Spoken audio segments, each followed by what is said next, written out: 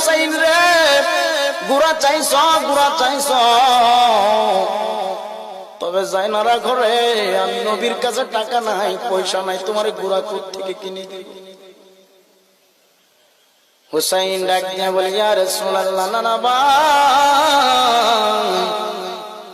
যদিও আপনার কাছে টাকা নাই গো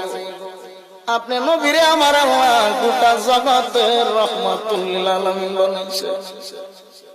নবী গো আপনারে এত সম্মানী আমার আল্লাহ বানাইছে আপনি যদি আমার আল্লাহর কাছে কোনো কিছু চাওয়ার মতো চান আমার আল্লাহ আপনি নবীরে খালি ফিরাইয়া দিবে না আমার নবী ডাক দিয়ে বললেন হুসাইন রে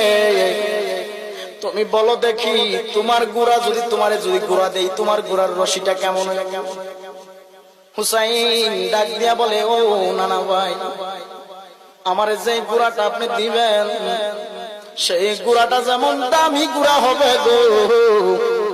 আপনি আমার যে গুড়া দিবেন সেই গুড়ার গলার রশিটাও হবে দামি এবার আমার নবী রহমাতুল লিল আলামিন ডেকে বললেন হুসাইন তুমি যাও যাইয়া দেখো পাথরের উপরে আমার একটা পাগড়ি মুবারক ঝুলানো আছে কি মুবারক জোরে বলেন কি মুবারক যাইয়া দেখো একটা পাগড়ি মুবারক ঝুলানো আছে ওই পাগড়ি মুবারকটা নিয়ে আসো হুসাইন পাগড়ি মুবারকটা এনে নবীর সামনে দাঁড়ায়া গেল আমার নবী ডাক দিয়া বলে হুসাইন রে দুইটা চোখ বন্ধ করে দাও দুইটা চোখ বন্ধ করে দাও হুসাইন চোখ দুইটা বন্ধ করে যখন দাঁড়াইয়া রইলেন মায়ার নবী রহমাতুল লিল আলামিন হাত এবং হাঁটুটারে মাটির মধ্যে ফালাইয়া দিছে ফালাইয়া আমার নবী ডেকে বললেন হুসাইন চক্ষু খুলো রে হুসাইন চোখ খুলে তাকাইয়া দেখে নবী আমার গুড়া সেজে মাটির মধ্যে হাত এবং হাঁটুটারে মাটির মধ্যে লাগাইয়া আমার নবী গুড়া সেজে রয়েছে হুসাইন উঠো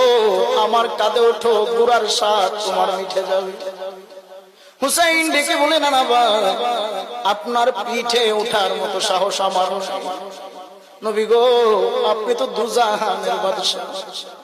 আপনার পিঠে যদি আমি হুসাইন উঠি আমার আল্লাহ যদি আমার প্রতি বেজার হয়ে যায় নবী আমার ডেকে বলে হুসাইন রে আমি নবী যদি তোমার প্রতি সন্তুষ্ট থাকি আমার আল্লাহ সন্তুষ্ট আছে হুসাইন ওঠো রে